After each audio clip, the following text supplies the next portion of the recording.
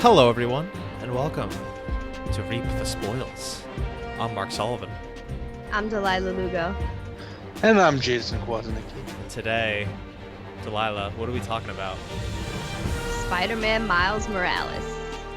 Yeah, we are talking about a launch title for the PS5. It's also available on PS4, but launch title for the PS5. Hey guys, next gen is here. It's now current gen.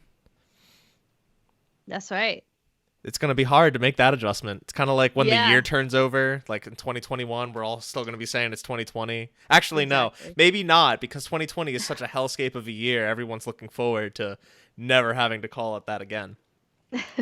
But I think everyone's looking forward to next gen becoming current gen, and hopefully they're looking forward to us talking about Spider-Man Miles Morales. So yeah, Reap the Spoils is a monthly spoiler cast. We play a game, we talk about it, and we come back and kind of digest that information of what we just experienced and put it all out there for you to listen to. If you need someone to talk to, wanna listen to people who just played a game you just played or a game you really like, talk about it. You come to this show and you hear us bitch at each other for 2 hours. That being said, if you have not played Spider-Man Miles Morales, do not listen to the show. Go play the game, then come back and listen to it, because we don't want to be the thing that ruins it for you.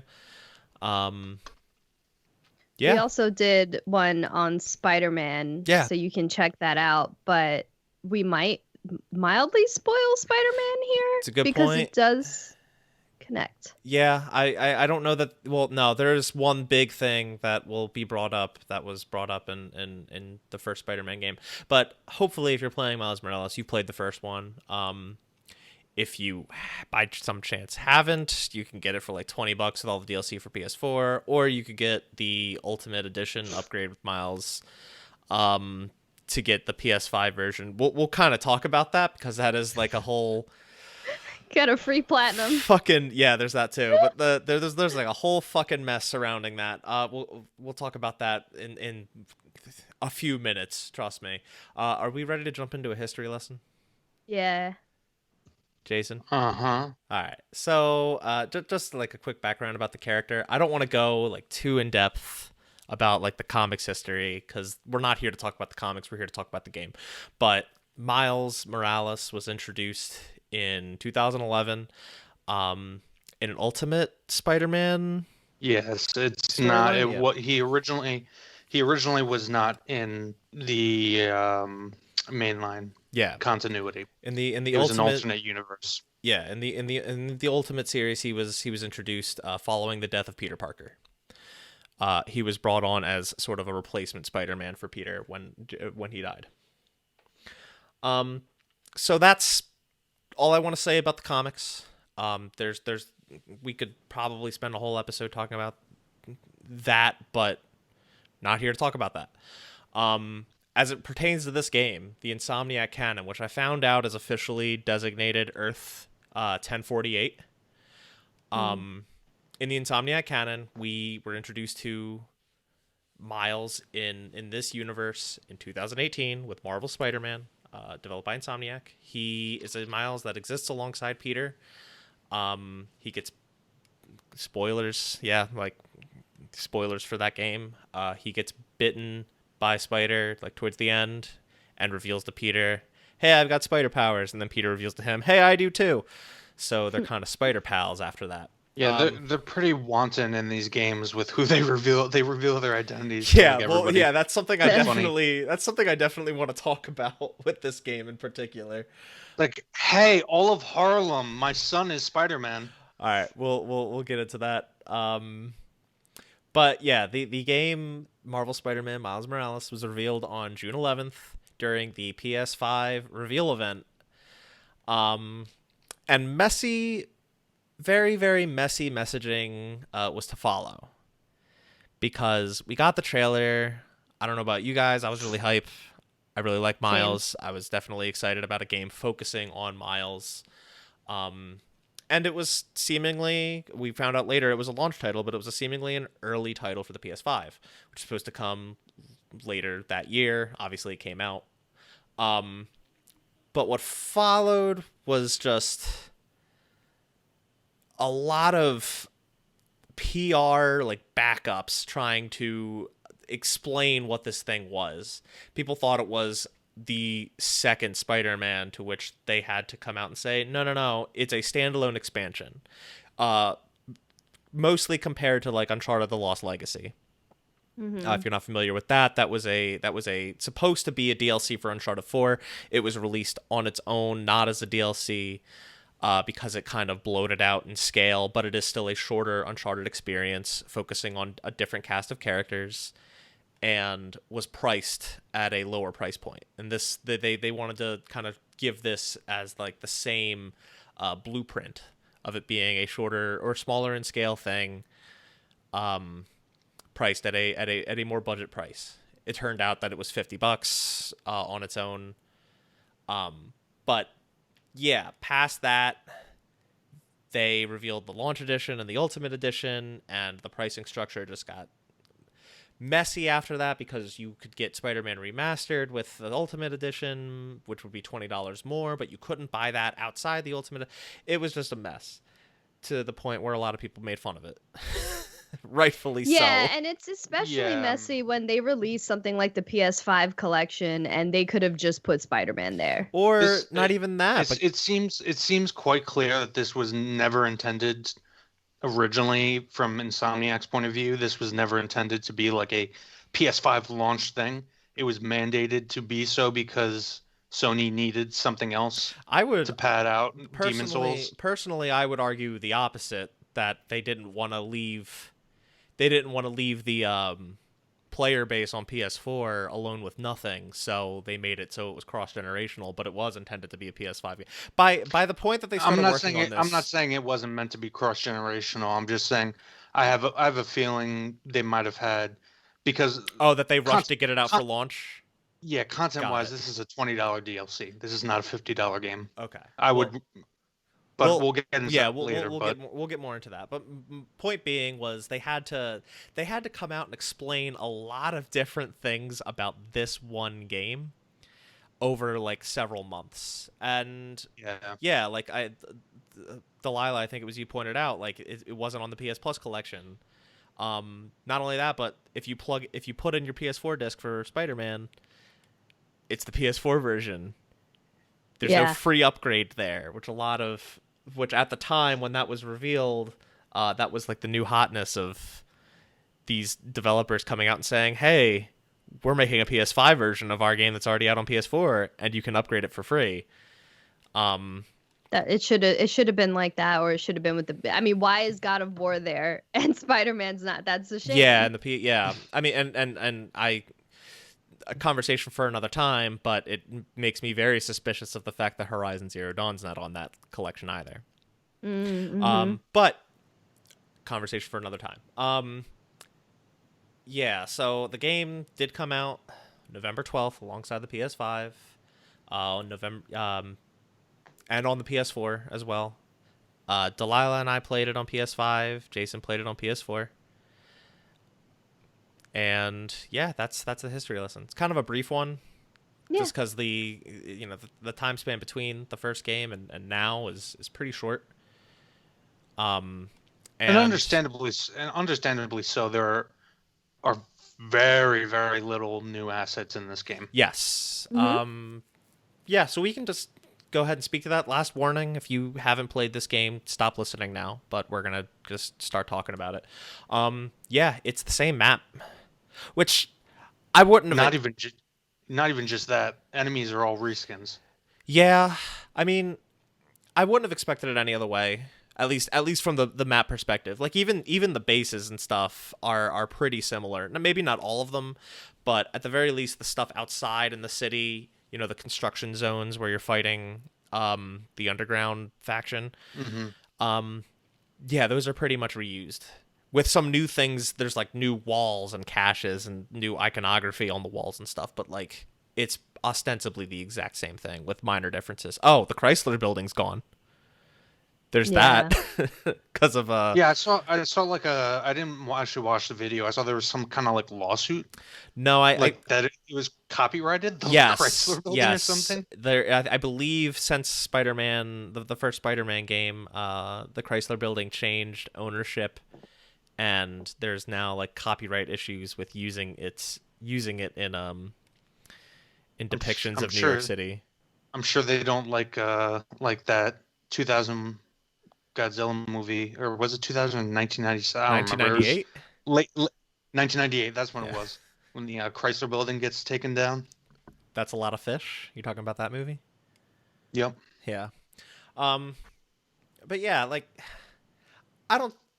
I mean, it pretty much is just the same map with some reskinning over the pro. I wasn't really. Well, I think what makes the map feel different than just a reskin is that it's like New York City during winter. There's a Yeah. lot of snow. There's a lot of Christmas decorations, and they were very focused on Harlem, which is a completely different vibe from the rest of the city. And One of my that's one of my what, like, big gripes. I was surprised that they were able to have the entire New York City be the same exact map, but yet it somehow felt very different, because of the aesthetics that they threw in with Christmas and a very strong focus on Harlem. So I didn't mind it. And also Agreed. the ray tracing. Oh, I played the entire game in performance mode. Yeah, I played on Fidelity, and it's pretty insane. I mean, Did you especially when you guys slow down. on the PS5? Did you guys experience any hiccups or glitches or Oh yeah. any performance? Because I Well, counted more than five what times where what exactly do you mean? like I had my character model disappeared. I had my character model sticking to I the saw point that. where I didn't have it, I but had that's to really I funny. had to I had to leave the game and reload. Yeah. My character literally jettisoned. Not like normally you can hop off a wall and like attack. I'm talking shot across the map, was like catapulted off walls. Nice. Like all, and granted, just so the audience knows, I was playing on a PS4, so that might be why. No, But I had a glitch where I was swinging through the city, didn't even collide with anything. I was just swinging through the city, and Miles became a small white cube, and then he became this like, I don't even know, this piece of like metal the plating. I the wish I all had spark. that. I That's took so a cool. I took a video of it. I saved a video clip of it. Maybe I'll try to find a way to show that to you guys, but it was really funny. But yeah, I did experience that. There was a glitch that I've had where an enemy clipped into an object, and I had to. Oh, I had enemies dropping into the floor, and they would be like those sniper enemies that you Mm, need to kind of stealthily take out because they can like one hit you for half Mhm. your health. And they could still shoot me from like in the floor, but I just couldn't get at them. So I had to restart Oh, the entire section. yeah, I mean, that's funny. and the first game wasn't that I wasn't just don't free of remember glitches like this experience. too. Yeah, like I I feel like don't I didn't remember it. experience as many, but I think a lot of that has to do with, the circumstances this game was developed under, Yeah, the fact that that's it's a cross-generational game. There's definitely kinks that need to be ironed out. Another thing that I'll point out is when we played and did an episode on the first Spider-Man, we did it a year after it came out. Yeah. We're playing yeah. this one at launch, doing an episode on it, so that I'll leave it at that. Well, I played it. I played it at launch. I didn't replay No, it so for did the I. episode, and Oh and yeah, it yeah. was fine. I don't remember any issues like that. I think But yeah, I think I was the only one who played it maybe at the time. I mean, I don't remember I if I played played it at the time. again. yeah, he played it again. Yeah, I played it again. But anyway, Either way. I wanna go back. Yeah, Delilah, I totally agree. The fact that the setting is the same, but the setting's also different because it's the same city, but it's a different time for the city, and that Christmas vibe was definitely brought a different flair to the whole thing. Not to mention, yeah, in the first game, you spend a lot more time down in the more southern sections of New York City in the main story. This one, yeah, Like is much more the financial district. Yeah. Chinatown, especially. Yeah. Yeah. You spend a lot more time during the plot. You're in those areas, That's not to say it doesn't bring you to the northern areas like Harlem at all. It just doesn't. It doesn't focus on those areas. This game was much more focused on those northern areas, especially Harlem. That was a nice change, and that was a nice change of pace. Yeah. To kind of shake up the focus. It also like it tugs at my heartstrings just coming from a perspective. I went to grad school in Harlem, and I also like am Latina, and so seeing all the Puerto Rican flags everywhere really made me happy. And I'm also a sucker for Christmas, so it was just like it just made me feel a lot better than the first game did, despite it being the same map. That was one bugaboo I had, was that like, yes, Harlem was like that at one point, but like, if you were to go to Harlem today, it's far, far more gentrified. But like, this is also fiction, Jason. I know it's fiction, but like, it just seemed like Harlem by a bunch of people who've never been to Harlem. Okay. But anyway, you're right. Yeah, it's parts of it are gentrified, of course, but I think for the most part there's still Spanish Harlem. You are right. There is Spanish Harlem, like the Puerto Rican section in North Central Harlem. It's just like, it's all like, especially South Central Harlem is like hipster central now. It's a bunch of rich kids from like Connecticut coming in.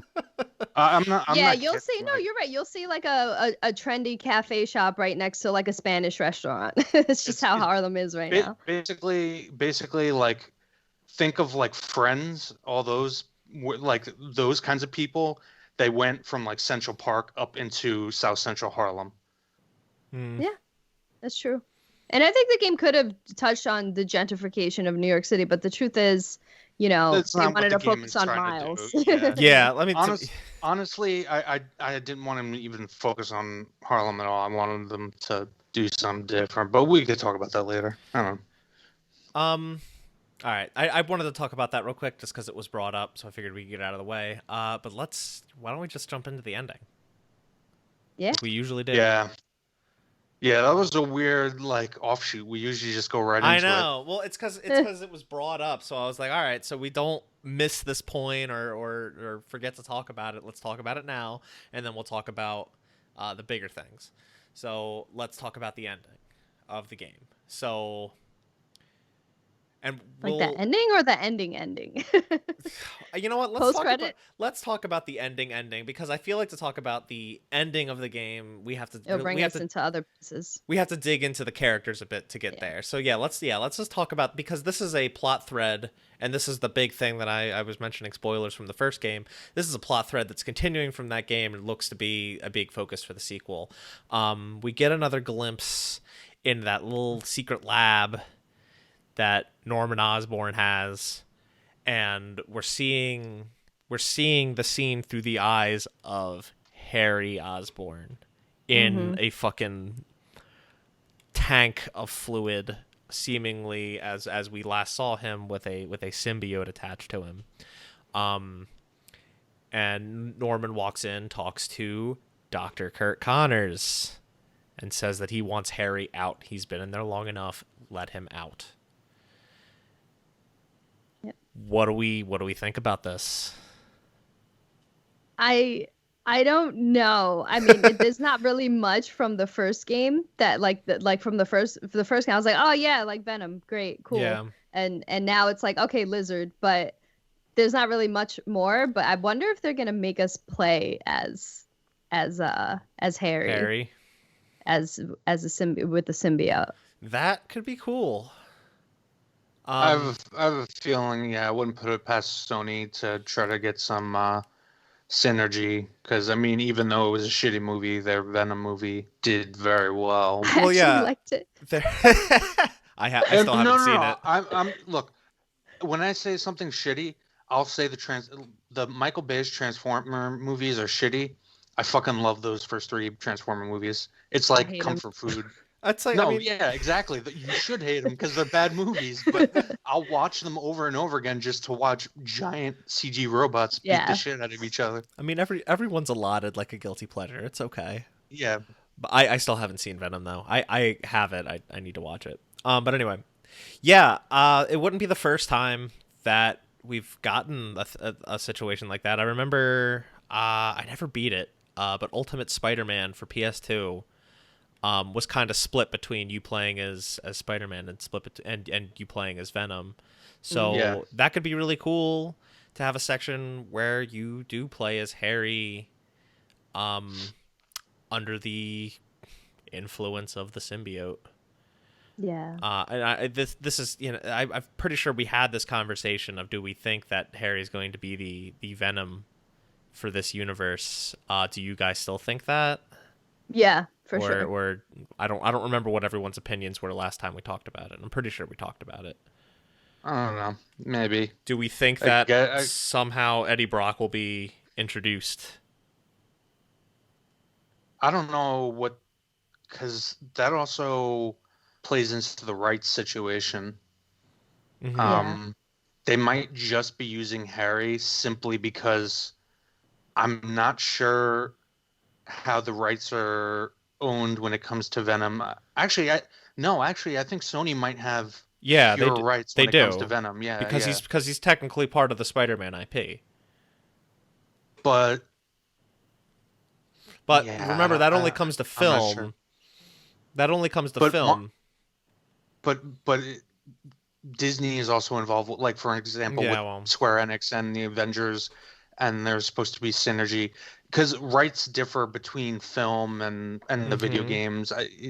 So it's all up in the air. I'm not an expert on that, and I don't know how it works, but I guess I don't know. Even though Eddie Brock is primarily like a Spider-Man thing, he also features prominently in other big like he's been in the Avengers, I'm pretty sure. Well, so is Spider-Man. Yeah, I don't know. And he's been in other groups. I don't know how those tie-ins affect rights. So who knows, to be honest. Oh. Those are battles for lawyers that will take years. I mean, I think it's possible, especially what we know about Peter in this game was that he was freelance doing freelance photography for the Daily Bugle, which, if I recall, was also Eddie Brock's profession. Well, Eddie Brock in the comics more recently, I think, is like a fucking mercenary. Well, that's recent, I guess. I'm thinking to, like, historically. Historically, you're right. Yeah. He was a photographer. Yeah. So they could maybe try to introduce him that way. But we also had Peter. I don't know how much you played after rolling credits, Jason. Miles does have a conversation with Peter where Peter's saying that he's gonna stop freelancing for the Bugle and look for something more steady. I'm thinking that he starts working for Dr. Kirk Connors.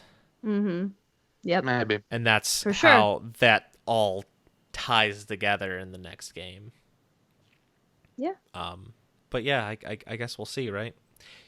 You're right. It doesn't give us too much more than the credit scene in the first game does, but it does show us that Harry's coming out of that tank and that Kirk Connors, most likely his villain of Lizard, will be in the next game. Yep. So I guess we have which is cool because they said that they wouldn't tie it at all, and when I saw that ending, I was like, "Huh, okay, I guess they will." Yeah. Which is fine. Yeah. So okay, yeah. But sorry, it does make me curious, like Miles' involvement in Spider-Man 2. Like, will we be playing co-op? Will we be going back and forth between him, Peter, and Miles like we did in the first game? Except Miles didn't have powers in the first game. Yeah, I do want to save that conversation for the end. Okay, my bad. No, that's fine. That's okay.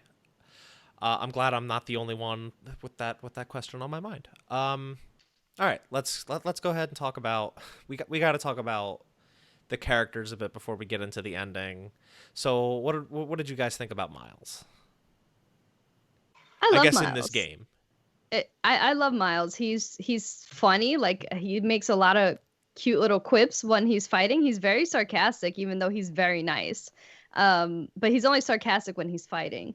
He's a little too nice for his own good. I felt like there were some times where I was like, you need to be a little more angry at that. But he's innocent, so it was nice, and he very much so leans into his like Latino his Latino and Black roots, and he's very much so in the culture of hip hop. So, like, I liked him overall. I like him more than Peter, actually.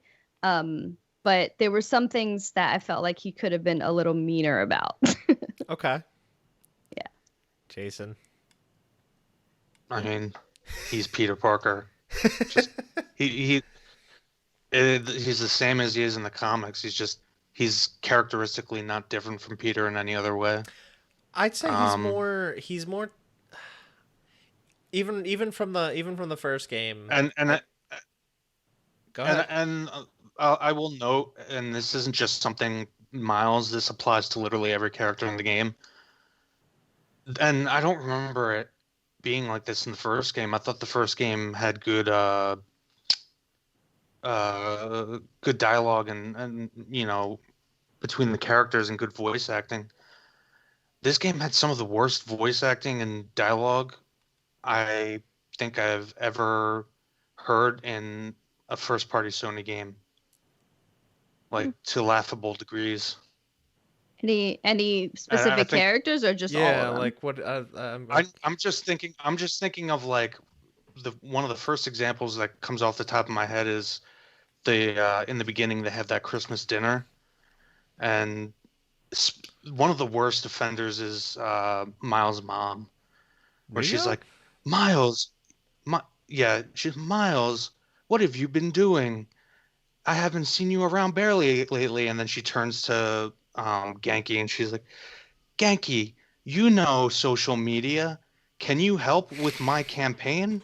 Yeah, it's just, oh my God. Like, I will say, I was literally like fist palming, and there was also to think of something from Miles. Like I remember immediately after that final sequence you have with Prowler, and you're going from Prowler to the final confrontation with Finn. Genki's like, what happened? And then Miles is like, my uncle tried to capture me, but I told him that's enough. I'm putting it to an end with him or something along those lines. I'm like, Jesus fucking Christ. Like, it came off as so inorganic. I don't know. I will agree there were even Peter Parker. Got what? No, go on. No, go on. Keep going. There were some examples I'd agree with you with. I did feel like some of the conversations at the dinner table were a little forced and inorganic. But overall, I think the one I left at the most was it was in the flashback sequence when it shows Miles and Finn, and they're talking about like their project. It was the first flashback sequence when they're on the roof, and like Miles goes, "Yeah, that accelerator we made was pretty fire," and Finn's like, "Yeah, it was lit." But that's this is like looking at how somebody talks on Twitter. It's not how people talk in real life. Like, I'm sorry. That's like youth speak, but I feel like that was like it was like what they what they think youth speak is like. My little brother and cousins are that age, and they don't. But that's a cultural thing. Yeah, it's a cultural thing but that's too. also like one example out of how many, and there definitely are kids, younger people that talk like that. But I do agree that it felt very forced in that writing. I agree with you there. But I think that the bad does not outweigh the good in this situation. I do think there were some pretty poor examples. But it overall still, to me, was were fairly good performances. Especially from, I really like a lot of the conversations between Miles and Uncle Aaron. Especially Uncle Aaron's delivery. It felt organic. It felt genuine. He was. I'll agree that the voice actor behind Uncle Aaron was definitely the best of the bunch. But I also feel like his character was just a wasted opportunity in this story. Oh, but we'll get to that come later. on. Okay. For the record, I also really like Miles. What I was gonna say before, in the first game, it was kind of, and I think this is generally true. Miles is typically established as more technologically inclined, whereas Peter is more scientifically inclined. I think that was kind of shown and conveyed a lot better in the first game than it was in this one. Well, if you look at his room, he had like 3D printers and like soldering irons and all that shit. Yeah. So it was like not explicitly stated, but if you looked around his room, you could see it. Okay. Well, yeah. While we're focusing on Miles, I'm just looking at some of the notes we have here. This goes to a problem overall I have. You ask here, is his coming of age story meaningful? This is the big thing that I do want to talk about with regards to his arc in this tale. Go ahead.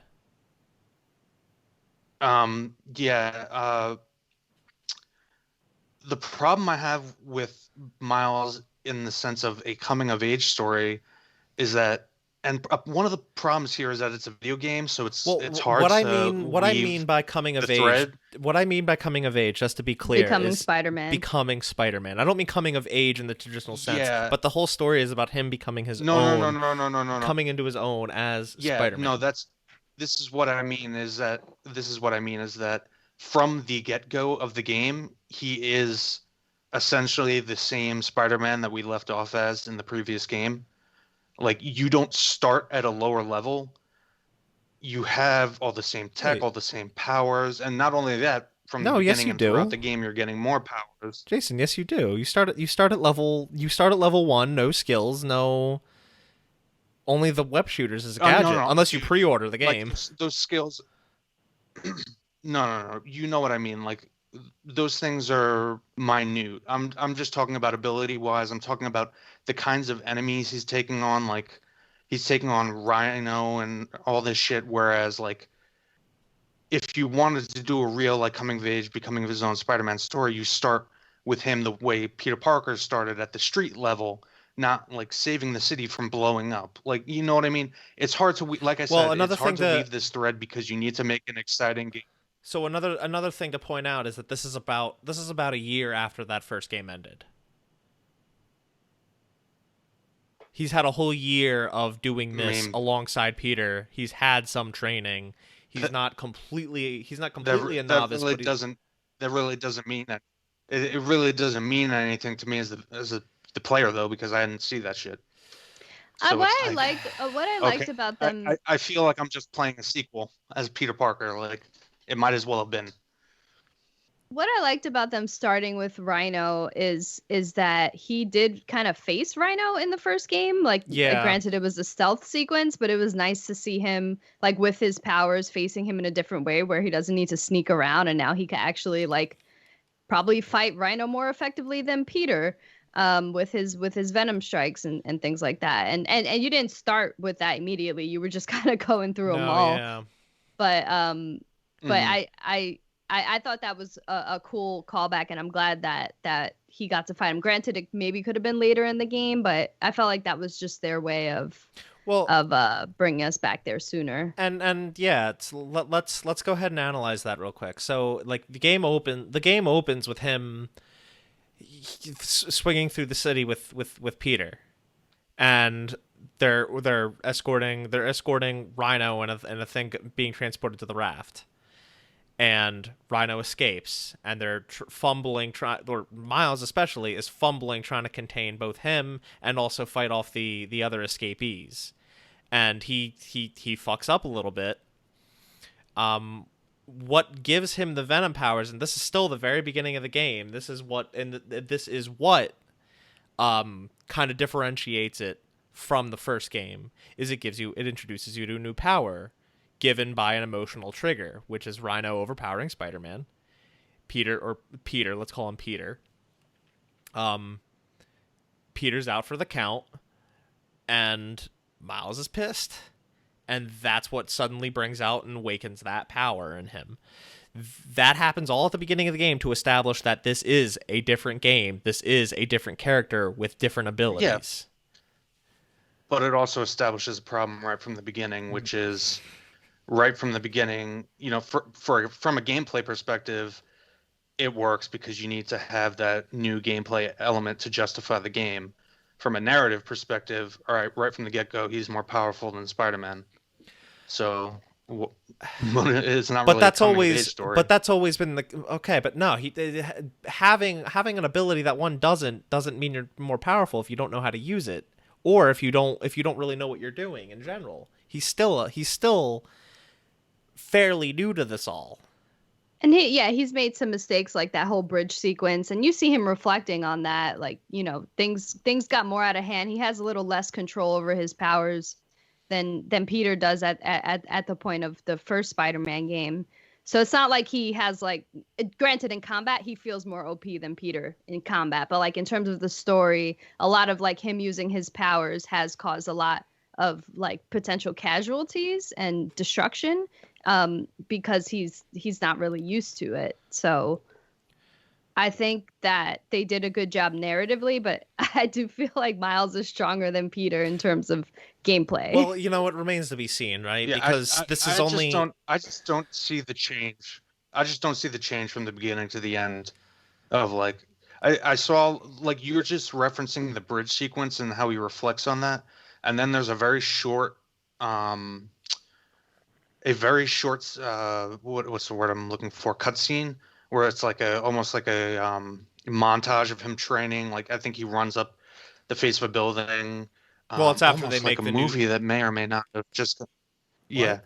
Wait, what? And then like he's like practicing drinking coffee, sitting upside down just like Peter was in the beginning. Yeah. And I'm like, and then at the end of it, you just pop back into the game, and I'm kind of like, wait a minute, like what was that supposed to signify? What was that supposed to change? I guess it was him making his own training suit, coming better. into his own I Spider-Man. love Jason, that scene. I'm Jesus so butthurt. Christ! Oh, it's the Spider-Man one Yeah, episode all over again.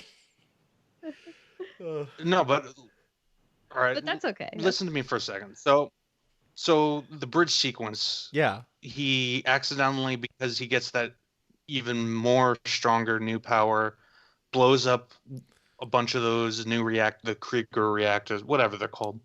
The new form. And then he sits there and he's like, new form, yeah.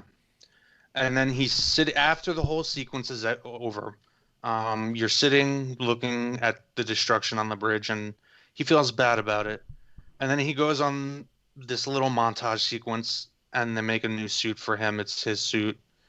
So the solution to not controlling the power is to make a new suit for yourself and become your own Spider-Man. That's like the most base level analysis of what that scene was. Okay, then explain it to me. He lost faith in himself as Spider-Man because of that, and his homie Genki came through, was like, nah, you got this, it's not your fault, like, you'll learn, you'll get better, like you're this new Spider-Man, we need you, and like kind of gives him a pep talk. Yeah. And this, sorry, Delaila, I didn't mean to cut you off. Ahead. The suit that he was using, which was the gift from Peter, got ruined in that scuffle. He needed a new suit regardless. Yeah. So yeah, I get that. He needed the new suit. He was moping and upset about the whole ordeal that just went down. Genki like Delaila said, gave him the pep talk, said, whenever you're talking about Spider-Man, you're talking about the other one. You're Spider-Man, dude. And you gotta live up to that name. You made a mistake, but it's okay. So they make him a new suit because he needed one, and he trained to become a better person, a better Spider-Man for the city. Mm-hmm. It's not that much of a stretch. Well, that was easy. Oh my God! I get what you're saying, but that's easy. He didn't really earn that character arc, but okay. It just happened. Everyone say like right after the suit was made, he was the perfect Spider-Man. Like he still ends that game not as a perfect Spider-Man. He's just getting better as he goes. And all right, so Jason, here's what I want to propose to you. Here's what I want to ask you. What would have made it better? What would have improved upon that? Oh, I would have wiped this whole story. I would have had him starting on the. So actually, there were seeds of a very good story for this game. You take out Krieger, you take out Finn, you just stick with the Prowler, and there's those series of side missions that point to, that point to Kingpin laying down the Yeah. seeds of actual street level crime reinfesting in Harlem, trying to reassert control. You stick with Miles at the street level, actually growing and learning the ropes of becoming a hero and learning what it means. And, we can get to Prowler and / Uncle Aaron, but I thought it was very interesting introducing Uncle Aaron as a retired villain. So you could have had a parallel story of a retired villain having I to wouldn't quite. learn I how wouldn't to quite say that. mentor a hero. I wouldn't quite say he's retired, because he is still working with Roxxon. Well, he says he comes out of retirement to look after him, which that's another thing. Like, how the fuck does he know that? The explanation given that Uncle Aaron knows that he's Spider-Man is, I recognize those moves anywhere. Like, okay, so if I played basketball with Peter Parker, I would recognize those moves and know that he's Spider-Man. Like that. I'm sorry, that's just shitty I writing. think it's just it's kind of a familial bond, a familial recognition of. It's shitty writing. What I think. It's shitty writing. I okay. I don't entirely disagree. I think it would have been a better excuse to give of like. You're my nephew. I know your voice. Like you could try to change it, but I can recognize you anywhere. Like I think that would have been better than I saw you on the news and recognized and played and I thought we were back playing basketball like 10 years ago or whatever. Yeah, I'll agree. That was a pretty flimsy excuse to make it so that he knew that was Miles. I think they could have found a better way to do that. I'll agree with that. I agree, and this is getting into the story. I agree with Jason that I think the story was the worst part about this game. Yeah. I definitely disliked this story more than I disliked Peter Parker's story in the first game. And that mostly is because of Finn. Her character, I felt like was written bad, and it confused me. Her behaviors were almost bipolar.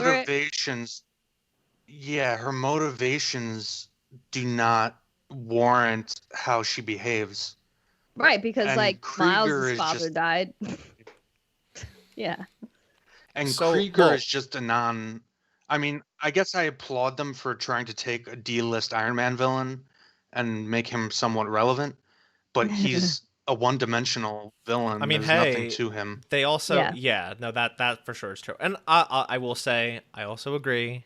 I think that this story was far inferior to the story told in the first Spider-Man game. I also agree that Finn. Hey, guess what? I'll agree.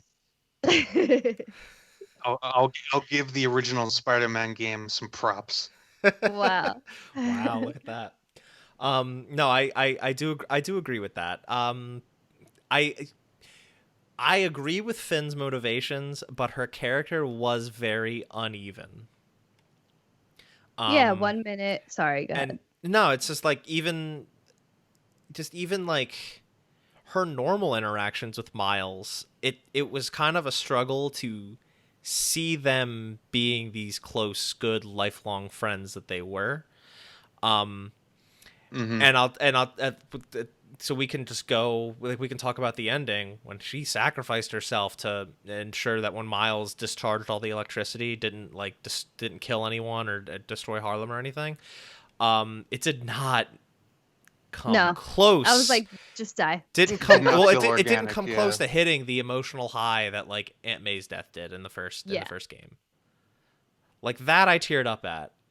Her flying up and telling Miles to let go and sacrificing herself, I didn't really care. Especially like her sudden realization, because she had already gone crazy.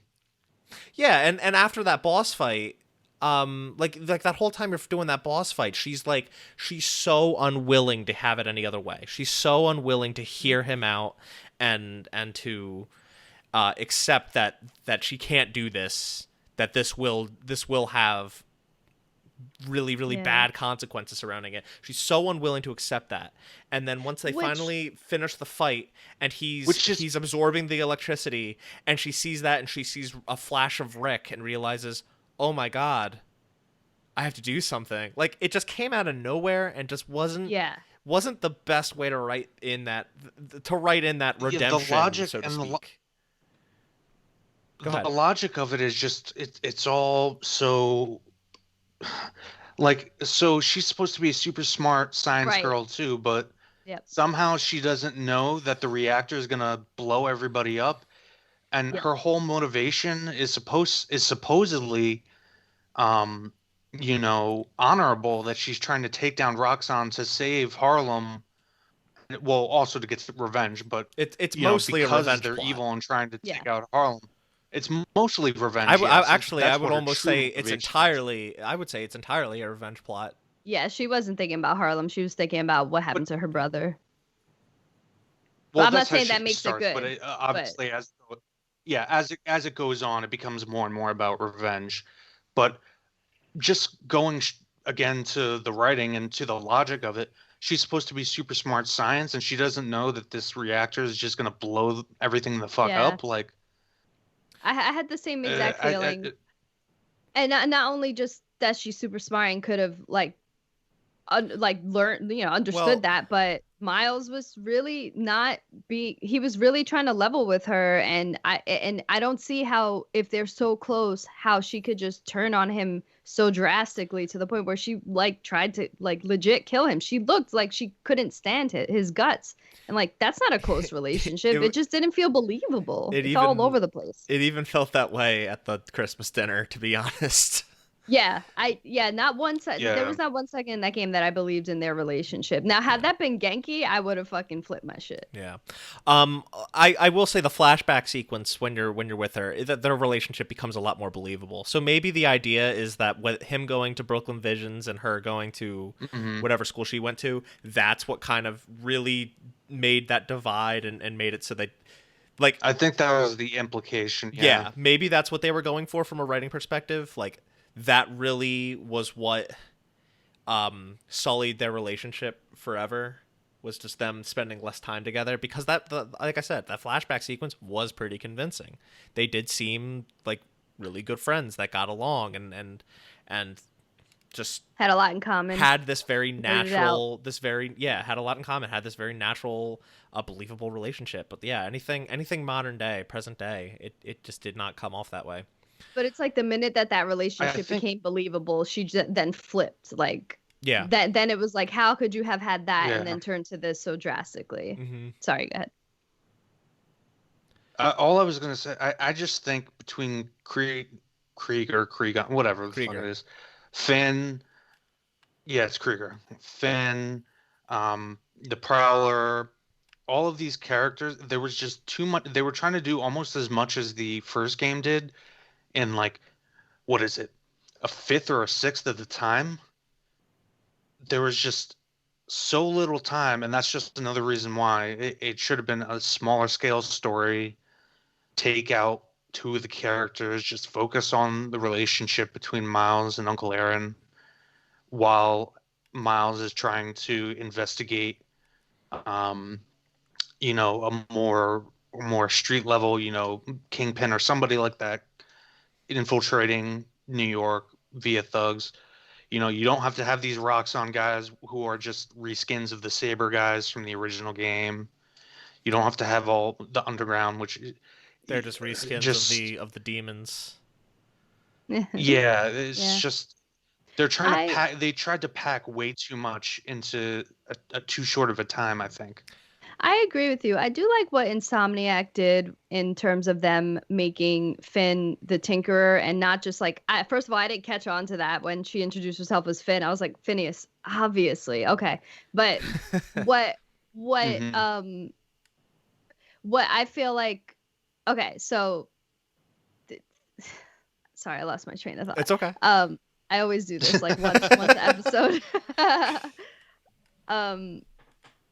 what I like that they did is they made the Tinkerer a character that has more of a substantial connection to Miles, or so that's what they were aiming for. The execution wasn't that good. And so I appreciate them doing that. Like Miles never had these big, like he never had the Sinister Six. He never had characters that really mattered besides the Prowler, like through the comics and even like into the Spider-Verse. And now they're like making the Tinkerer a little. I think a lot of that, sorry, I think a lot of that has to do just like how much time have we had with Miles versus Peter Parker? Exactly. You know? It's a historical thing. So I do feel like Insomniac's effort to make the Tinkerer more important, someone that you like empathize with and understand, is better than just throwing the Tinkerer in there for no reason. But I just feel like the execution was really bad. So I appreciate their efforts, but like you said, Jason, they could have just focused on the relationship with the uncle and maybe had a better story. But I feel like Into the Spider-Verse did that so well that they had to like tread differently. Well, I don't disagree, and I guess I overall like the structure, the blueprint of the story that we got, because I really like that Uncle Aaron basically got like a redemption arc. Mm-hmm. I like the fact that Prowler wasn't. I like the fact that he knew the whole time that Miles was Spider-Man, and I like the fact that like he was putting on the mask primarily so that he could help him and protect him, but maybe not in the best of ways. And eventually he comes around and listens to Miles and is actually helpful in the end when shit's going down and Harlem's about to blow up. Well, that's what I'm saying. That's what I'm saying is that was the most interesting part of the story, is their take on Prowler, and I wish they went harder to the wall with that, where Prowler has to be the mentor to Miles with Peter absent, and Prowler obviously was a villain, so now we have a former villain trying to be a mentor to an up and coming hero, and it would have been so cool. Like, I'm sorry, fuck Harlem. Sorry to all the people who live in Harlem. Have the two of them have to go down to like a more interesting, in terms of Marvel lore location, Hell's Kitchen. Maybe if they could pull it off, you know, legally wise, get like a Luke Cage cameo or a Daredevil cameo or something. I don't know, but deal with like lower level street crime where you have this more complex relationship between Uncle Aaron and Miles. I do agree with you, Mark, that their take on Uncle Aaron, I like where they were headed. I wish they went further with it. No, that's totally fine. Go ahead, Delaila. No, I agree with you, like the whole take on Uncle Aaron. I don't necessarily agree with the whole Harlem piece, because I feel like the new form and how Roxxon was using it and how it tied into Harlem made like a political statement. Like Harlem, a lot of people have the attitude, fuck Harlem, right? Because people feel like it's expendable because it's like a lot of low income and poor people living there. I'm not saying you think that, but I feel like I'm just saying in terms of Marvel lore. Yeah. Gotcha. And like in that sense, like I feel like using the new form, like the new form and having Harlem be an expendable location is kind of what they were going for. And so that's all. Besides like me liking the culture of Harlem, I also feel like that was a good way to like make a political statement about how like Harlem is viewed as a piece of New York City. And I feel like had it been another place, it's like, how many times have we been to Hell's Kitchen? Like like you said, in the Marvel universe, like I think it's good that they focus on something that has a little less focus. That's fair. Yeah, I agree with that. I do agree with that. And yeah, Jason, we could have done with more Uncle Aaron. I totally agree. Having him, like, he was a mentor figure, having him more leaning into a mentor figure would have been fantastic. I think the issue with what you're suggesting is like toning down the spectacle of sorts, having a smaller story. But here's the problem: this was a PS5 launch title.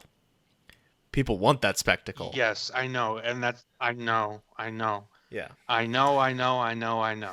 Not that I'm defending the decisions that were made. I'm more so justifying them. You can't charge $50. You can't charge $50 or $60, whatever it is, for a game where you're just on the streets. I understand that, Yeah. and I wish it Yeah. wasn't that way, but that's business. That being said, I think that they scaled Miles' training and learning and coming into his own better than you're giving credit for. Um, but I do see what you're saying, and I totally get it. And yeah, a point that I wanted to make earlier. Yeah, Miles does seem like he's more powerful than Peter, just because he has the camouflage and he has the venom powers. Like, Yeah. it does feel that way. Yeah, from a gameplay perspective, he kind of But has to be that's because but that's the thing though, it's is this is yeah, we've only had one game post that first Spider-Man game. Who knows what the sequel's gonna give us? yeah. Maybe there's a bunch of moves and shit that Peter can do that Miles can't. Assuming that we're gonna be playing as both of them, which I have a feeling, and we'll talk again. We'll talk about that later. But yeah, like, I'm sure that there's going to be a way to balance that out. The fact of the matter is, like, this is a new game coming off of the first game in a new franchise, a new sub franchise for a bigger Mhm. IP. Um, and it's again, I hate to bring up this argument continuously, but it is valid. It's a PS5 launch title. They want to have something out there that's fun and new and has lots of stuff, even though it's a budget quote unquote title.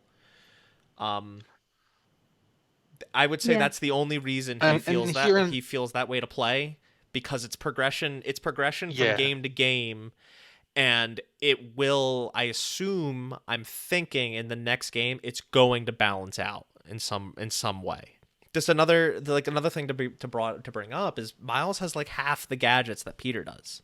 Yeah. Like 4. Yeah, I think Peter had 10, maybe 8 in the first game. I can't mhm. remember them all, but like, yeah, Miles has half the arsenal, and one of them is just like something that he picks up from a rock song cache, and it's like, oh, I could use this, I guess, to make these. Yeah. And it frankly was also copying tech made by Peter. Mhm. It was to make the hollow Pete's that he Yeah. made for the Mhm. training sessions. He didn't even really make those. Peter did. He just repurposed I them. love I love the side missions where Peter's playing the damsel in distress as a Yeah. hologram. Yeah. That made me laugh so hard. That was pretty funny. But that so it does, he feels more powerful because he's got these new powers, and it's another game in this, it's the Well, he is. next I game mean, in this the franchise. gadgets don't really mean shit when the gadgets don't really mean shit when he can conduct lightning and turn invisible. But I will say, From a gameplay and perspective, they're helpful. this comes from yeah, if I don't use gadgets, I didn't use gadgets at all in the game, Of course not. but this this is a problem of just balancing narrative with gameplay. Um, because I will say to the games, as a positive note, I fucking loved the. This was something I think I said in the original as well. I liked the stealth sections with Spider-Man, Mm-hmm. and I loved them even more here. They Yeah. were my by far and away my favorite parts. Was I always employed stealth whenever I could, going Mhm. invisible, taking out as many enemies as I could from stealth. Maybe it's just because I fucking love stealth games, but it always felt like the most interesting gameplay component.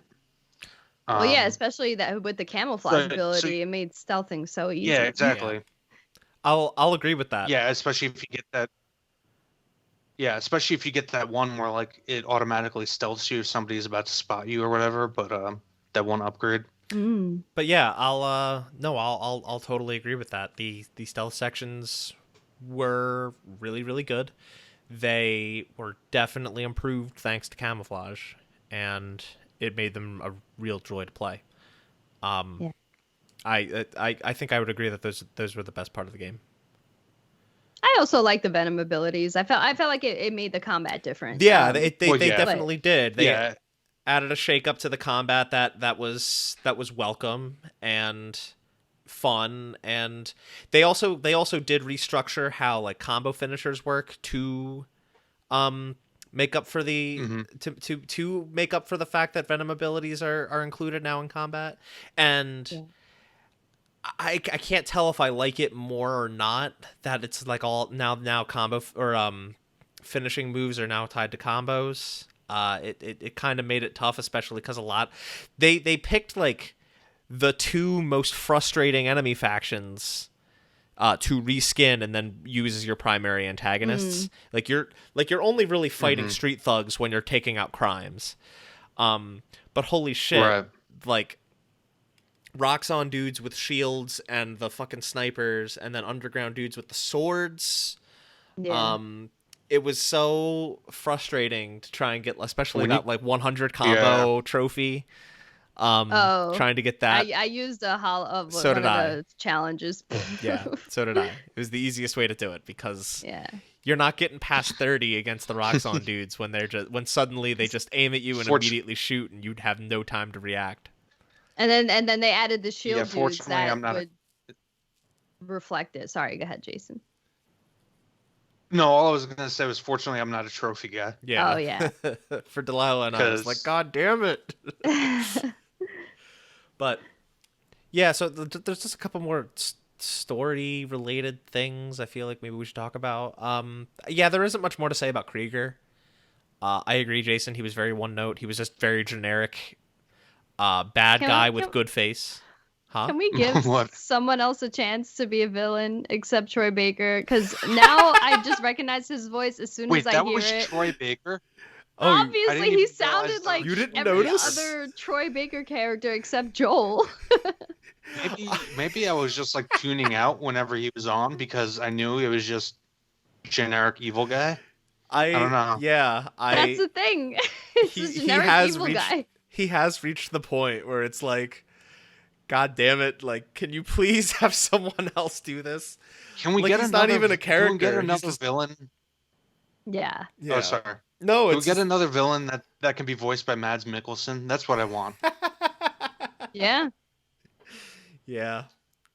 But yeah, he was just very one note, very generic bad guy. And then he wasn't even, I wouldn't even consider him the primary villain. Like, I He's feel not, like they yeah. tried pulling the rug out from us a couple times as to who the main antagonist was in this game. Like, it kept flipping between like, it's Krieger. Joke's on you. It's actually Finn. No, it's still Krieger. No, it's not. It's Finn. They just kept switching back and forth between like who they were making the primary villain, which like I guess could work in a way to just like keep you on your toes as to who your main threat is, but You need more time. Yeah. yeah, you need more time. You need more time to develop it. I mean, I'm gonna be straight with you. As soon as Finn was introduced, her awkwardness, I knew that she was gonna be a bad guy. She's gonna be the Doc Ock. Well, she's I also wouldn't. Autoox obvious. Oh, sorry. Go No, ahead. as Delaila pointed out, I and especially with you knowing a lot more about the comics than I do personally, but like Finn Mason is a repurposed Phineas Mason who was the original Tinkerer. Yeah. It's as soon as the character's introduced, if you know anything about Spider-Man, like you know that she's the Tinkerer. Well, I didn't. So even it worked for me. I but... didn't even put that together. Okay. I didn't even put that together. I just knew because the relationship. It seemed like they split Otto Octavius's relationship with Peter Parker between Uncle Aaron and Finn, and Roxxon is just supposed to be a not as good version of Norman Osborn. Mm-hmm. In many ways, this story parallels the story of the original game. It's like a very, very boiled down version. But yeah, I kind of knew that she was gonna go evil and then be redeemed by the end of it, and that would kind of be it. I was more surprised than anything by what they decided to do with Uncle Aaron. Sorry, again. Yeah, and we've already pretty much said our piece about that. Yeah. How was Peter? Because he wasn't in the game very much. Did we need more? Did we need less? Was he? I think he was in just the right amount so that it felt like a Miles Morales game. Okay. Okay. I like that one of the main training pieces was him trying to drink coffee upside down. Yeah, I did think Yeah. that was cute. Um, we haven't, since this only came out in the last few months, and now we're seeing it for the first time. How do we feel about Peter's new face? I don't mind. It doesn't bother me at all. I thought it would bother me more than it did. Yeah. Yeah. But I it couldn't didn't. tell really the face. I couldn't tell the face, but even though I looked it up and it says it's the same voice actor, Yeah. he sounded a little more high pitched. Like he The was trying to be high pitched. For context, context for anyone that doesn't know, with Spider-Man Miles Morales and the release of Spider-Man Remastered for PS5, they changed the face model for Peter Parker to better match Yuri Lowenthal's facial capture. Yuri Lowenthal being the voice actor for Peter. So that was the whole justification behind that. It was met with a lot of criticism, and to be honest, I feel like I still like the original model better, but this didn't bother me as Yes. much as I expected it to. Yeah, the picture made it seem way worse. Yeah. And Definitely. he does When look it's actually like animated, it yeah. I do feel like he looks maybe like 4 or 5 years younger than that original model. And this being a more mature, older Peter, Yeah. that was a little jarring still. But it like I said, it didn't bother me as much as I thought it would. Yeah. He looks too close to age of Miles, which isn't good, but yeah, Yeah. it didn't bother me like looking at it. Because this is now a Spider-Man 9 years into his career. This 8 years in the first game. This being about a year after. You definitely want He's to. seasoned. Well, he's how old exactly is he supposed to be right now in this canon? I Do you, either of you know? well, I guess maybe around 25, his mid 20s. Yeah, it would be. That makes sense. That makes sense. Yeah.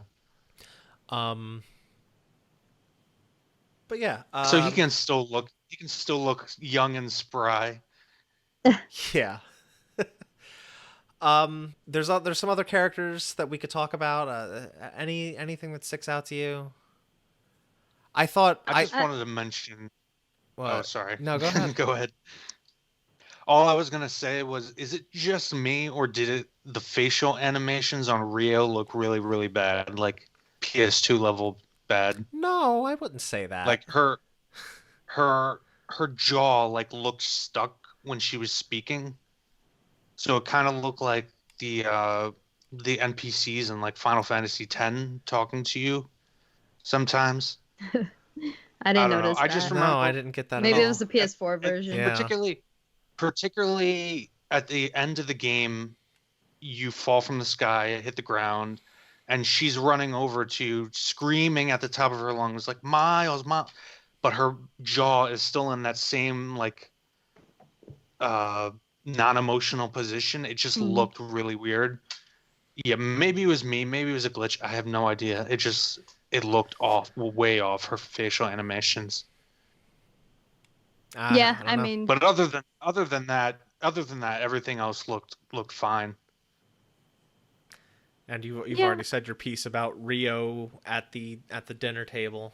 I like Rio. I I like would have Rio been sad too. if she died. Yeah. Same with Genki. Genki and Rio I liked the most besides Miles, especially Genki.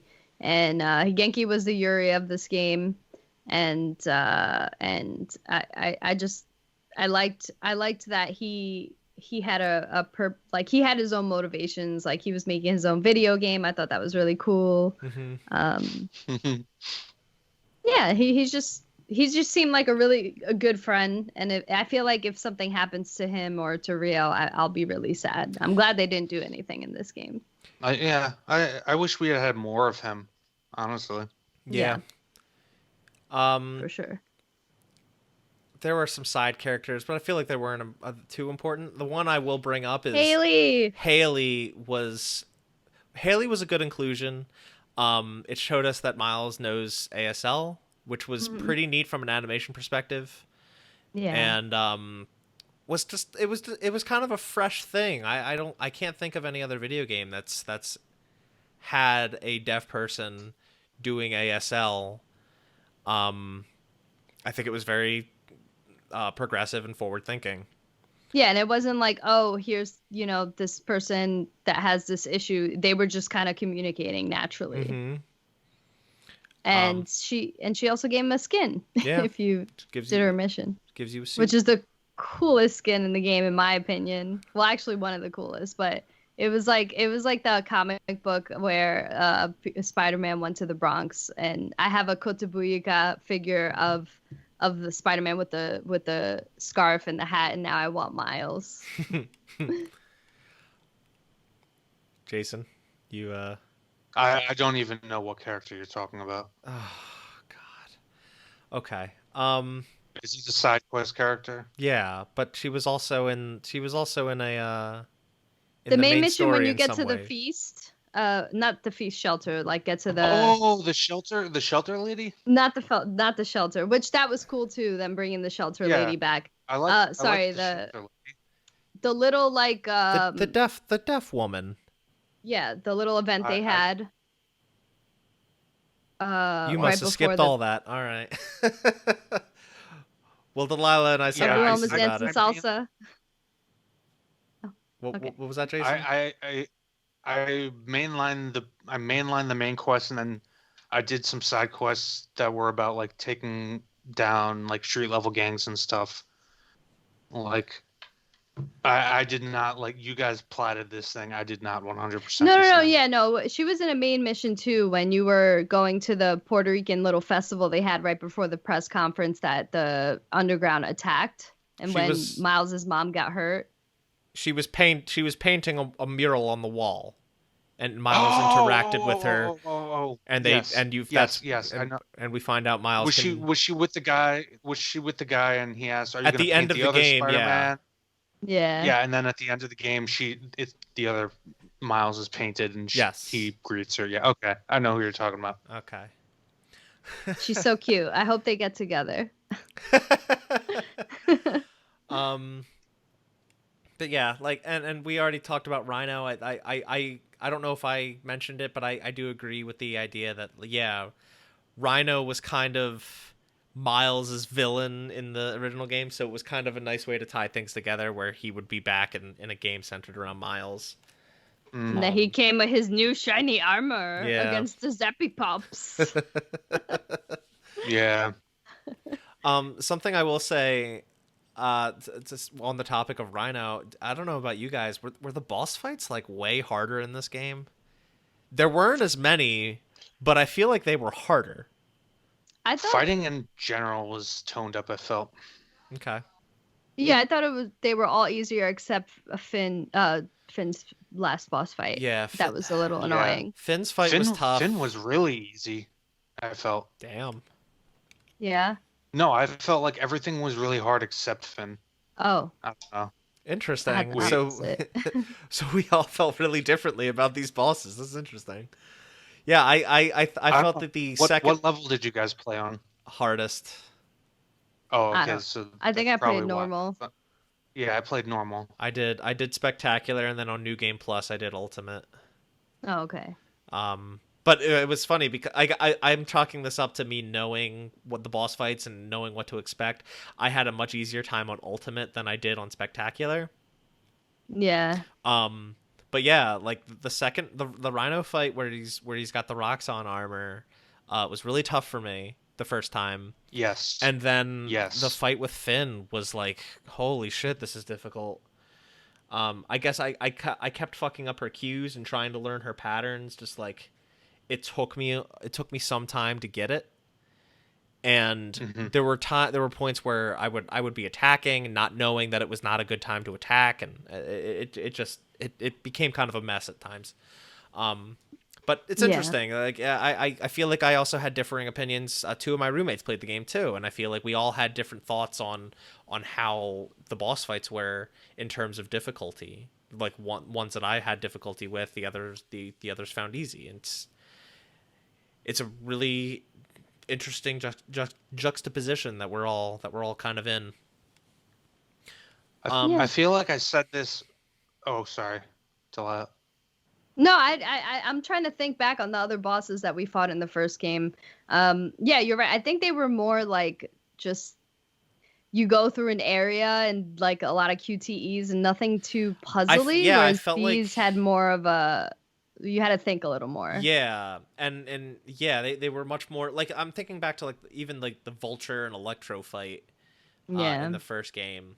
Like Vulture was pretty much dodge, press triangle to zip to him, and punch him a lot. that's true. You're right.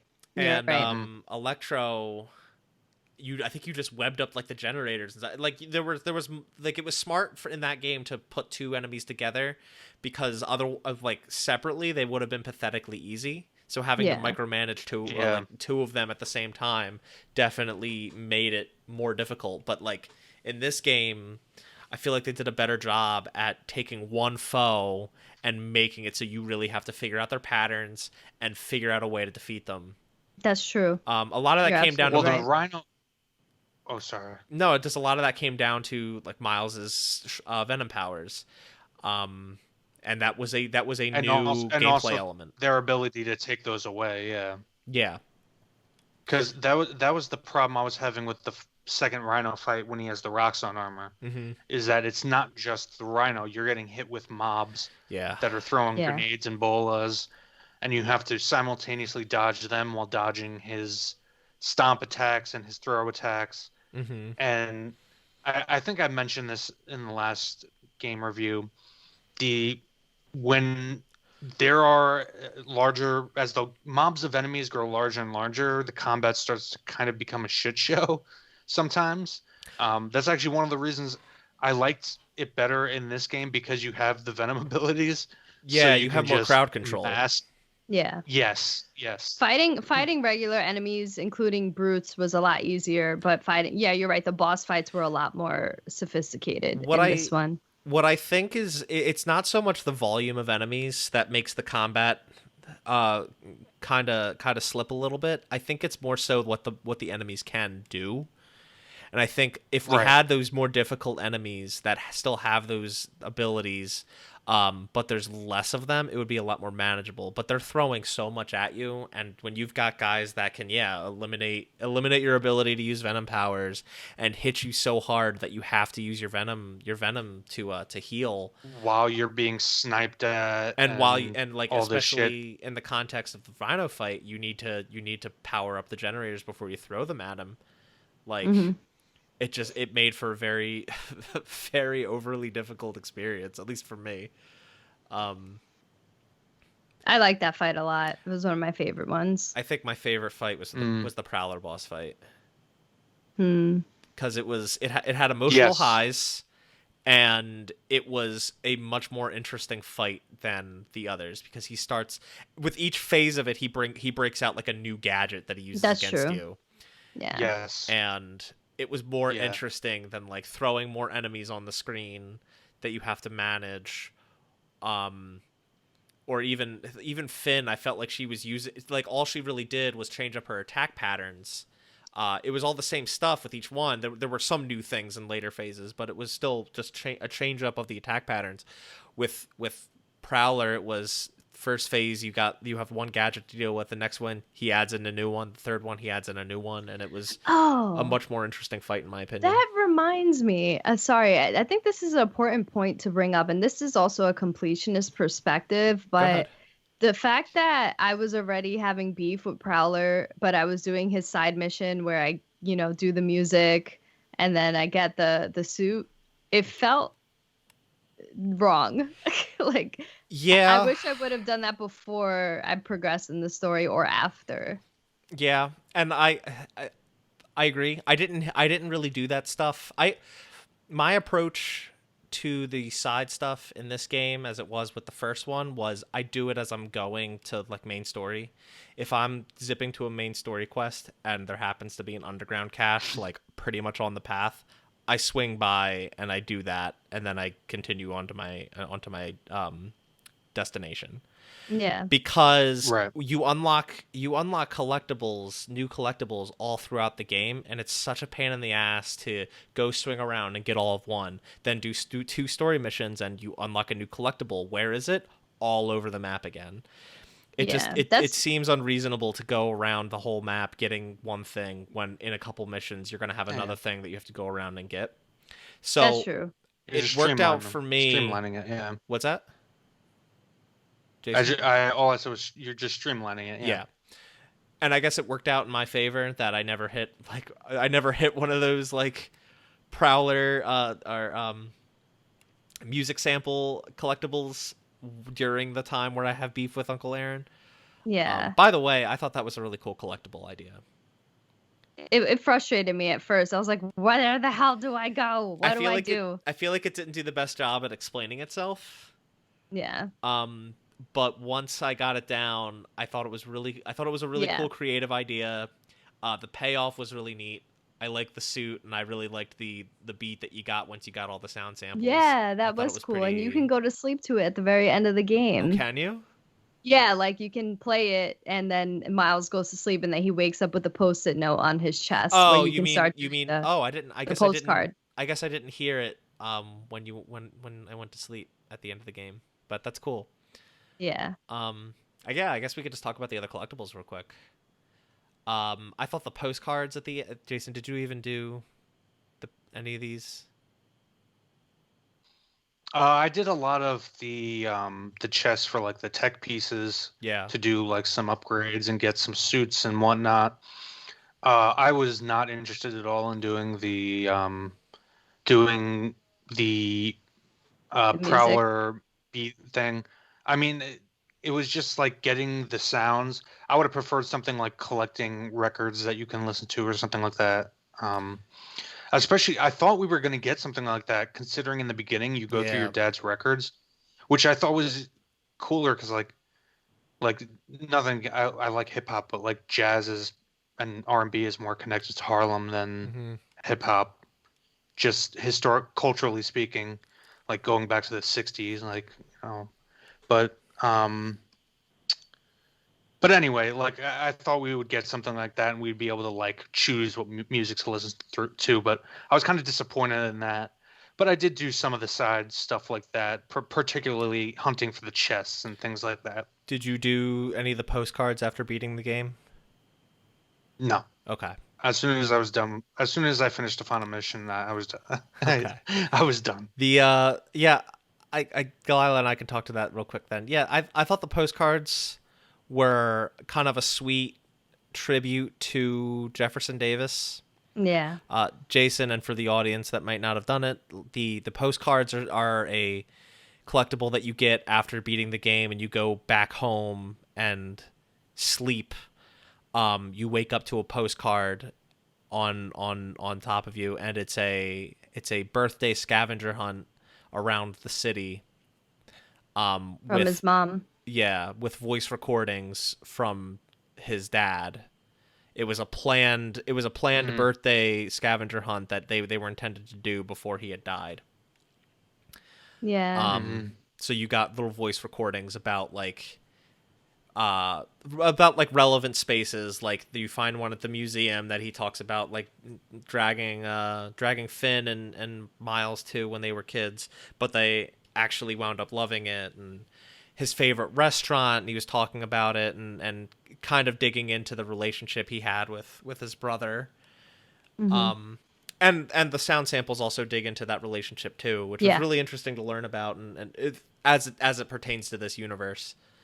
I mean, I really liked them, and I thought the payoff at the end of the postcard sounds like stuff that should have been in the main story. Yeah, the thing is though, it really led you there naturally. I felt like as soon as I went home and woke up, like I felt like I had to do it. It almost felt like part of the story, because I was doing this on a recording. I was like, okay, I guess that's the end. Oh no, I had to start recording, and just kidding, because it just flowed right into that collectible. It was almost like an epilogue. Yeah. Yeah. And it was a nice way for Miles to have closure on his dad's death, because he was still very anxious about it, with his mom being in the political space and stuff like that. Yeah. I felt like this was like his way of like just kind of coming to terms with it. Yeah. It was really sweet. With that, I think that's all the collectibles, right? Like we don't really have to talk about the Yeah, bases. everything else. There was like Yeah. stuff from to learn about Finn and Miles's Oh, relationship. there were the time capsules. Time capsules. Yeah. They were like Oh the yeah, backpacks I of didn't this collect any game. of those. Yeah. Yeah. They, Mm-hmm. yeah, it was neat because they tried to kind of contextualize Finn and Miles's relationship. But they weren't nearly as interesting as No. like getting one of Peter Parker's old backpacks and finding a relic from like one of his past scuffles with one of the villains and stuff, Yeah. Like it's Definitely. no like getting a backpack and finding a vial of Sandman's sand. Like that Yeah. that was so much cooler than, oh man, here's tickets to that concert we went to that one time. It was a really cool show. Mm-hmm. Like, yeah, all right. Mm-hmm. It all ties into like how they didn't do the best job at making that relationship believable. Yeah. But Yeah. Jason, you talked a little bit about it. I assume you did the side quest, like the side quest line regarding Fisk. Did you I guess you completed that quest line? I don't think I finished it all the way. Oh. I think the last one I did was something regarding the shelter. Like they were trying to get rid of the shelter so that there'd be crime. Did you so that they would have crime to reign over. Did you see you didn't see the conversation with Fisk that he has? Oh no, I did not see that. Okay. All right. I was wondering, I was hoping to hear your take on that, but basically what it boiled down to was, yeah, like he finds a hideout in the last mission of it. He finds a hideout and they find out that it's Fisk from the raft, working to make it so that he can still control the city with crime from prison. Of course. Yeah. I honestly kind of wish that they had done a different side quest line. I just felt like this was really predictable and lame. Yeah, it's just like, Fisk. I mean, it's just their way of acknowledging that Fisk just has so much freaking power, and the game didn't need it, but I thought it was like, okay, cool. Like, yeah, I know, I get it. He's like that in every iteration of Fisk. Yeah. Yeah. But I do overall like the side quests a lot more in this game than I did in the original. They felt more integrative into the story and Harlem. Like Jason mentioned, the whole feast mission was really cool. Mm-hmm. And then there was a side mission with Haley, and I just really liked them. They were more interesting, less like stupid. Yeah, I liked the side quests better than most of the main story quests. Yeah. I liked the one where you had the guy's cat. Like, yeah, everybody's the getting bodega robbed cat. and you have to go find their stuff. Spider-Man. And the bodega cat. It's named Spider-Man. Yeah. The dialogue in those actually felt like natural. Like it felt like that's something like that's the kind of thing I'm talking about when I say I would have preferred to see more street level like Spider-Man going on in this game. Those are the kinds of things I'm talking about. Well, yeah, and like it feels natural. It feels like an old school Spider-Man comic. Like, yeah, I agree. I can think- see that for sure. I do think that they perfected it because of the app. I really liked the idea of the Friendly Neighborhood app because first of all, it was intuitive as hell. Yeah. You swipe left on the touchpad and think slow to a crawl so that you can pick a mission, and you just pick it on the fly and you go and you do it. You don't have to open your map to put up a waypoint. Mm-hmm. You just swipe, select, and then continue. Mm-hmm. I thought that was fucking incredible. Just because it made it so simple, and it didn't halt the game. It didn't bring the game to a halt like too often. And yeah, the mission structures, like there were two different types of side missions. There were like the side mission quest line, and there was like just these app activities that like, hey, this person reported they need help, and it's something as like mundane as like, oh man, I just got off a shift at the hospital and these fucking dudes took my car, and you got to go and find the car. And it kind of, it gave me the impression the same way that the side missions in Ghost of Tsushima did, where none of them take longer than 5 to 10 minutes. Yeah. And with this game, you have the added benefit of like swinging through the city really quickly to go and complete them, so it makes it a little more fun in that regard. I really like those activities. I wish there were more of those rather than like even just the side missions or the side quest line. I'd feel differently if I liked the side quest line better, but you know, it is what it is. But yeah, I really like the idea of that app. I hope they do something as intuitive in the next game. Yeah, they have to. Because holy shit, that was what a great idea.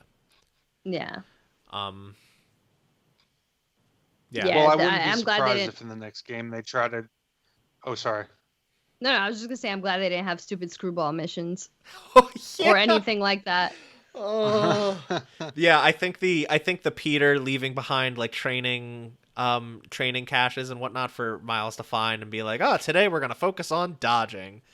Like, that was way better than fucking Screwball being like, hey, I need you to jump through hoops for my followers. Yeah. Hashtag hoops. I don't know. I fucking hated Hashtag fuck Screwball. Sorry, what were you going to say, Jason? I fucking hated her. Go ahead, yeah. No, all I was going to say was I have a feeling that was a test.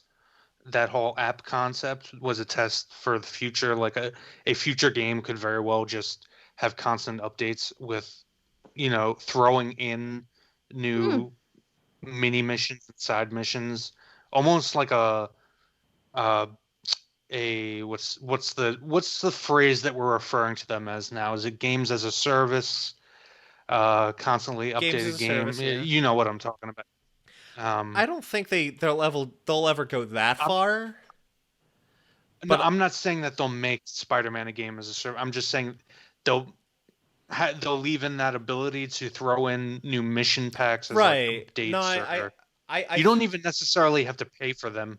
No, I think what they could do at the very least is just make a wide variety of those missions, and they just kind of pop up randomly throughout the game, as long as the incentive and the rewards to do them are there, like players will go do them. I don't know that they'll ever go so far as to like make it a live service thing where like they'll be adding like mission packs where now you get these missions if you want to do them. I don't know. I don't see that happening. Personally, I kind of hope that doesn't happen. I think that's taking it a step too far. I hope it doesn't happen too, but I could very well see like, hey, here's the DLC. We have a short storyline of, I don't know, Green Goblin, and here's a DLC. We have a short Vulture storyline. I could easily see that happening, but I hope it doesn't happen. Yeah. I don't know. I'm a cynical man. Just two other things I guess I want to bring up before we get to the final question. There's still something we could talk about there. What was your favorite suit, Delaila? I think you really liked the winter suit. What were just went with the vibes. Oh my god, I forget what they're called. The one with the cool eyes that you get. Yeah, that's the one. It looked like like a Michael Jackson kind of. Oh, $23.99. I think it was. $23.99 was cool. Okay. And the Mega Man looking one was also cool. I'm sorry, I forgot the name. Oh, it's fine. Doesn't matter. It was Stryker. I think it was one. It was named after one of the team names. Yeah. Not Shield. Not AIM. I don't know. I don't know the Marvel lore as much as I do. It was one of the acronyms, but I can't remember which one. Okay. It looked like a Kamen Rider, Mega Man, Tatsunoko kind of suit. My favorite was the Into the Spider-Verse suit. Not even just because of the suit. Liked it Go ahead, Jason. Oh, all I was gonna say was I liked it, like just looking at it in the menu, but then when I put it on and started playing, I remembered how sick, because of the way the frames move in that animation style. Well, you could turn that like off. I told you guys about this when I watched the movie. Yeah, you did. Oh, I didn't realize you could turn off. Yeah, Yeah, because it's just a it separate. made me sick. It's a separate mod, so It's you just a could mod. you could set it on any suit if you wanted to, and obviously just unequip it. Oh, okay. But I don't know. I loved that. I did like the mod. I did like the mod that like did the pow bang when you punch people. That was cool. Okay, yeah. But yeah, like I love that suit. My favorite suit from the first game was the one that made it was like the cartoon looking suit, Yeah. which I really liked how that looked and how it clashed and contrasted with the realistic environment. And it's the same reason I really like this suit. Not to mention I really like Into the Spider-Verse.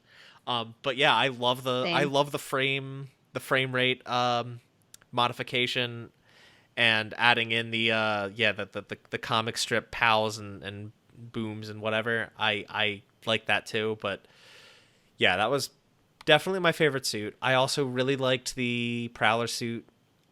Yeah. And I thought that for the reward for completing all the app activities, getting the Black Lives Matter tribute, getting that suit, I really liked that suit as well. Mm-hmm. It was pretty much his normal suit, but instead of the red webbing, it was yellow. Yeah. Yeah, I liked that a lot. I liked the suits. Yeah.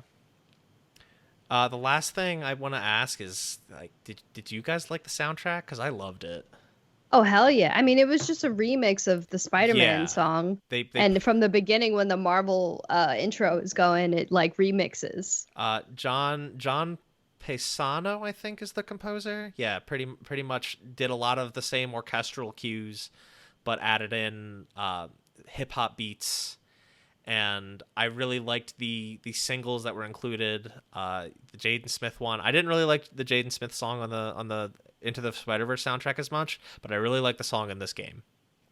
See that those songs I don't like. Like if I just listened to it like without Miles, I wouldn't have liked it as much. But if for some reason it fits well with Miles. I mean, yeah, if I just heard that song outside the context of the game, I would have been like, yeah, whatever. This sounds it definitely has that attachment of I now associate that song with this game, and it makes me think of the game, like the song.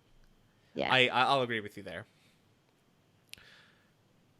And it made sense to his character. He makes hip hop. He likes hip hop. Yeah. I just loved like that, and during combat and even traversing, like it. The music was completely different from the original game, making it feel more like Miles than just a Spider-Man game. Yeah, for sure. Like the whole game was just a remix. I didn't notice. Yeah, I didn't notice too many differences with like the orchestral stuff. Like I did notice like they threw some like hip hop beats in there. I did notice that. I don't know. It's just like I'm thinking, and obviously we're talking about like a movie versus a game. One of the things I did like about like the Into the Spider-Verse movie was like you had like actual hip hop tunes, like you had some Biggie in there, you had some, whereas like I feel like I don't know, the hip hop here sounded more like modern corporate quote unquote hip hop, which that's almost like saying corporate punk. I mean, that's fair. If you understand my meaning. No, yeah. And that's a fair assessment. And I think that's because, films will tend to use a licensed soundtrack where they get other artists involved, and this had that, but not nearly to the extent that a film would. I mean, it's the difference of having like a video game score versus a film soundtrack. They were never gonna fork out the budget to get like a soundtrack it's not a huge thing. At the end of the day, like it's not like, oh my god, this broke the game for me. No, yeah, I gotcha. I honestly didn't notice the soundtrack that much, any differences between this one and the last one, other than like the subtle hip hop beats thrown in here and there. Okay. I just loved it and I wanted to bring it up. I did too. All right. Did you guys have anything else before I go to the final question? Nope. I don't think so. No. I just overall nice little remix of of the original Spider-Man game to make it feel like a Miles game. That's it. I Yeah. liked it. I did want to ask you guys a question because like I said at the top, to me this was a $20 expansion, or it should have been. Mm-hmm. I don't know, how do you guys feel about the price point, because I'm seeing all over the internet people So bitching and moaning about I don't. this. Yeah, I've seen it too. I don't think it should have been $50. I think 40 would have been acceptable. There was no way it was going to be cheaper than $40, right? Because with this new generation, we now have the standardized games, the standardized price for video games is now increasing to $70, which frankly is long overdue. We've gone 2 generations of them being 60. Games are just getting more and more expensive to make.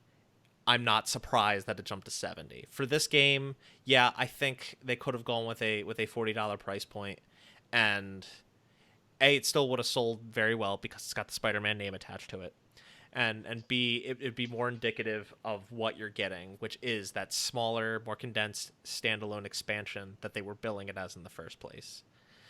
I do still think this was a full game. I think that the length of it was, like, it was a shorter game. I still think it was the length was totally fine. I didn't think it was too short, and I didn't think it was lacking in too much content. But Yeah. I totally can see why $50 was a little too. And again, going back to like the Ultimate Edition debacle, $70. It's the only way to get Spider-Man remastered. I get why that sucks. Yeah, that sucks. Yeah, I think $40 is definitely the sweet spot. 50 if you account how much, like, next gen is changing with the price point. So you just bump it up 10 from like what Lost Legacy was when it started. Yeah. But like, if you don't want to pay that much, don't. You just wait. Like, that's not that the game's gonna go on sale eventually. It might even come to PS Plus soon. It's not like me spending 10 more dollars affected my experience of the game. I don't feel like I got robbed or anything like that. But then again, I'm also not in a position where every dollar counts. I was very satisfied with my experience despite the price point. And like Mark said, I do feel like it was a full game. I felt like it was a more consolidated version, which felt better. Nothing was repeated. I didn't feel like I was doing the same shit over and over again. Like, you have a game that has 80 hours of worth of content. You're doing the same shit at a certain point. It becomes redundant. I'd rather it just be consolidated and concise like this game was. And so I don't think length and price really like have to weigh each other out. No, I've never felt that way. I think to buy a game for $60 and to expect it to give you over 100 hours worth of content is naive and ridiculous. Yeah. I don't see not how every game is going to be The Witcher. Yeah. Well, it's not even that. It's that, like, why the quantity of time, the amount of time that you spend on something should not determine how much you enjoy the thing. If you play the best game you've ever played and it only lasts you 5 hours, but it's the best thing, you've never enjoyed something more than Shadow that 5 of the hour. Colossus. There you go. It's like Shadow of the Colossus. It's a very short game. If it's a super memorable experience. It's stuck with a lot of people. Now, like, to quantify the amount of time you spend on that game, which could be 10 hours, and say, oh, that's not worth $60, I think is ridiculous. Yeah. No, I definitely agree that the dollar per hour argument is bullshit. I think, excuse me, I think that just to play devil's advocate, because I do agree that, like, time-wise, like, even though the main story at least is like 6 to 8, only 6 to 8 hours, like, that really shouldn't determine the price. I think what irks me about the price is that this is almost entirely an asset flip, with the exception of performances, getting the new mocap, getting the voice acting, and adding a few extra game mechanics. Like, I feel like almost if they had added on a new, like, Brooklyn area, like, obviously Miles generally is depicted as living in Brooklyn. Yeah. Like, if they had added on, like, a separate area, that would be one thing. I guess the thing that irks me a little is just that it's the exact same map and That's enemies for all intents and purposes. That's understandable. There is a lot of repeated content. And I mean content as in like assets. Like the map itself is pretty much the same in almost everywhere. I get that, and I could understand the argument and the disappointment there. And I also do want to point out that when it comes to time spent on something, Delaila and I are coming from a very skewed viewpoint because we are trophy hunters. We both went and played the game a second time, but can't say a lot of people are going to go do that. Mm-hmm. So yeah, I do want to bring that up just because just to show our bias, I guess, in how we play games versus how a lot of others might. So like we won't feel that the game was priced too high because we went through and did everything. Got our money's worth a little more than which is why they'll be like, oh, Haley, I loved that character, and I'll be like, who the fuck? That's why we dedicated like a whole 2 minutes trying to explain to Jason who the fuck Haley is. But all right, I know who Spider-Man is, not the superhero. Cat. Okay, final question. We kind of covered a lot of what I had to ask. Well, I'll just ask the last thing. Do we think there'll be a co-op mode in the next game? I think that they'll just go back and forth between Spider-Man and Miles. Okay. I feel like in a co-op it might take away from it.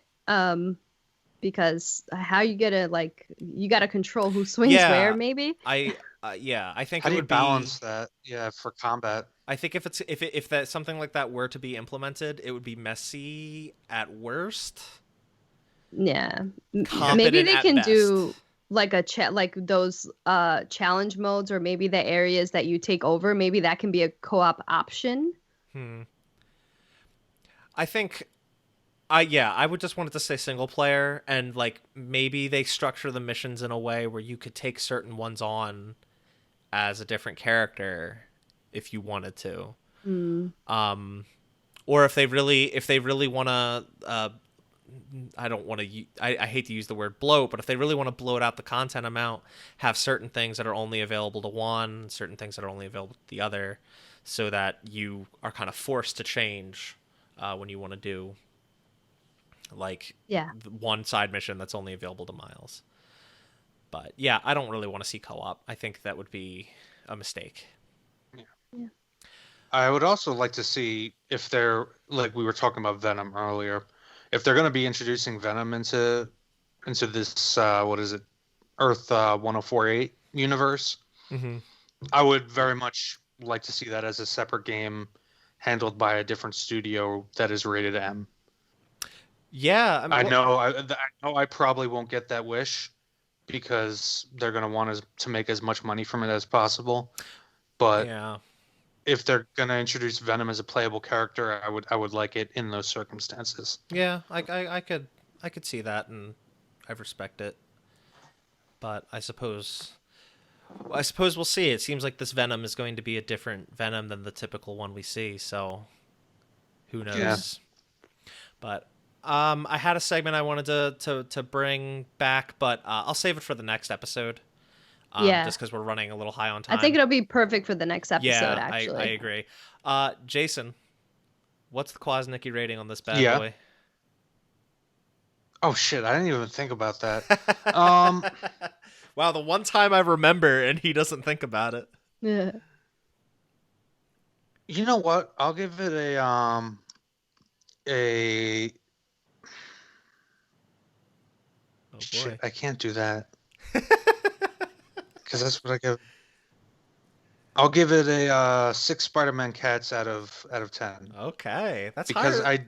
I will say I enjoyed the gameplay here more than I did the other one. Okay. Even if I thought the story was extremely flawed, though for different reasons. I liked what they added to the formula. Like you said, Mark, I thought they added good crowd control. I liked they enhanced the stealth elements, which were always awesome. So Okay. Yeah. that was fun. That's higher than I expected, so hooray. Um all right, are we good to wrap up? Yes. Cool. Mhm. Delilah, what are you doing? You got anything to plug? I did a full playthrough of Spider-Man. It's already done and up on YouTube, Assassina-san. And I'm doing a full playthrough of Demon Souls right now. And I've been streaming Assassin's Creed Valhalla. Okay. That's pretty much it. We'll talk Demon Souls in a couple weeks Yeah. for the next episode. The next episode, just so everyone knows, is going to be a bonus episode. I'm in the process of moving. I'm not going to have time for a couple weeks to sit down and just plow through a game. So we're going to do a bonus episode where we bring forth our personal top 5 games of a generation, and then maybe try to put together a collective top 5 games of the generation. That's gonna be so hard. It's going to be hard, but we're going to talk through it. It's going to be fun. Yeah, so definitely join us for that. We will be resuming a typical regular episode of Reap the Spoils come January. And Jason, what game will we be playing for that episode? Da, da, da, da, da. Uncharted 2 Among Thieves. I was hoping he was gonna sing the theme. Yeah, we're gonna resume. We did an episode of Uncharted. It was the theme. I just cut it off. Huh? I said it was the theme. I just cut it off. Yeah, I was hoping that I just didn't want to go too long. Okay. He was glad you did it. I was glad you did it. Anyway, whatever. Oh, We did an episode on the first Uncharted, well over a year ago, I think. So we're gonna resume our Uncharted discussions with Uncharted 2, Among Thieves. Look forward to that in January. You got plenty of time. It's not too long of a game, so go ahead and play it and come back and listen to us talk about it. You can follow me on Twitter at Nibelheimian. You can follow Delilah on Twitter at Assassina_san. You can follow Jason on Twitter at SolidQuaz. But don't follow him. He doesn't do anything interesting. If you liked this episode, if you're listening on YouTube, give it a thumbs up. You can go ahead and subscribe to the channel. Be much appreciated. Leave us a comment. Tell us what you liked. Tell us what you didn't like. If you listen to this on Apple Podcasts or any podcast service, I think you can only rate and review on Apple Podcasts. Give us a rating. Give us a review. 5 stars preferred, obviously. And again, tell us what you like. Tell us what you don't like. Tell us what you want to see, what you want to hear. Just let us know. I love the feedback. I'm so happy that there are people giving us that, telling us we're doing a great job. Even people giving constructive criticism, turning me into a better producer, better host. I really, really appreciate it. You have no idea how much. Yeah. feel free to shit on me in the comments. I'm ready. Yeah. And I can take it. Yeah. We'll see you guys next time for the bonus episode and then Uncharted 2. Bye. Thanks for listening. Bye-bye.